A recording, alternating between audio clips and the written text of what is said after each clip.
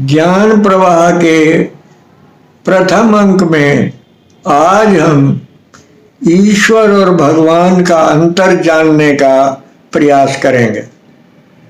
प्रायः लोग ईश्वर और भगवान को एक ही समझते हैं। ईश्वर भगवान का पर्यायवाची नहीं है। ईश्वर और भगवान में जमीन आसमान का फर्क है। जिस व्यक्ति के पास धन होता है उसे हम धनवान कहते हैं।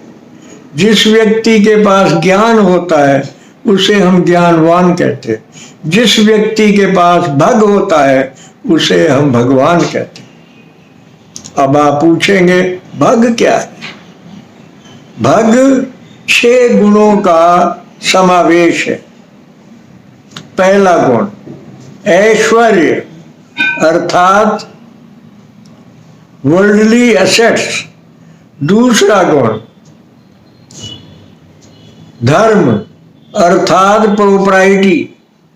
तीसरा गुण ज्ञान अर्थात नॉलेज। चौथा गुण वैराग्य अथवा डिटैचमेंट। पांचवा गुण यश कीर्ति अर्थात फेम। छठा गुण श्री अर्थात पावर। जिस व्यक्ति के अंदर ये 6 गुण होंगे उस व्यक्ति को हम भगवान कह सकते हैं। कुछ लोग महापुरुषों को भी श्रद्धा से भगवान कह देते। जिन लोगों ने मानवता के कल्याण के लिए, मानवता के उत्थान के लिए कुछ विलक्षण और अद्भुत कार्य किए हैं। अब हम ईश्वर के विषय में जानने का प्रयास करेंगे। ईश्वर सच्चिदानंद स्वरूप, निराकार, सर्वशक्तिमान, न्यायकारी, दयालु, अजन्मा, अनंत, निर्विकार, अनादि, अनुपम, सर्वाधार, सर्वेश्वर, सर्वव्यापक, सर्वंतर्यामी, अजर अमर, नित्य पवित्र सृष्टि करता है, उसे हम ईश्वर कहते हैं। अब हम ईश्वर और भगवान के गुणों का तुलनात्मक चिंतन करेंगे। पहला गुण ईश्वर का, ईश्वर सर्वव्यापक है अर्थात ईश्वर कण कण में विद्यमान है। कोई स्थान ऐसा नहीं है जहाँ पे ईश्वर विद्यमान ना हो।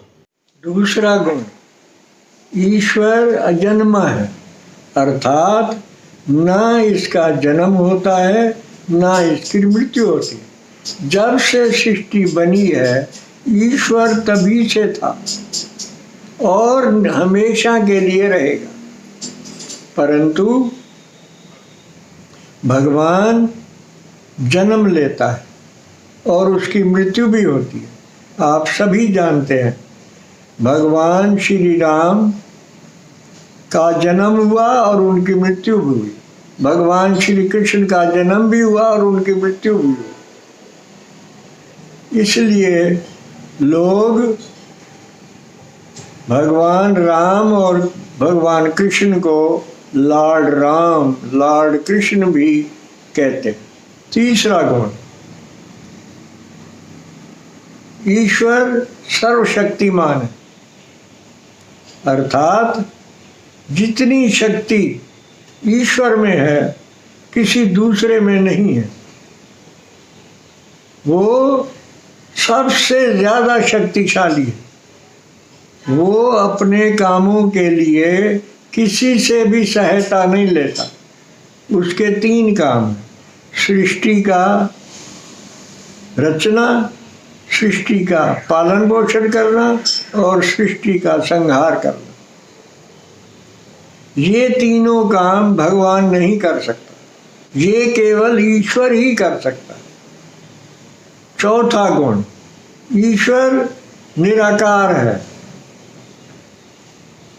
अर्थात उसकी कोई शक्ल सूरत नहीं है, आप उनको देख नहीं सकते। यदि आप अपने हृदय में देखना चाहें तो आप उनकी अनुभूति कर सकते, परंतु भगवान साकार होता है, उसको हम देख सकते हैं, उनसे बात कर सकते हैं और उनको छू भी सकते हैं। तो मैंने आपको कुछ गुणों को आधार बनाकर ईश्वर और भगवान में अंतर बताने का प्रयास किया। हम सब मिलकर उस त्रिकालदर्शी ईश्वर का सदा श्रद्धा से आराधना और उपासना किया करें।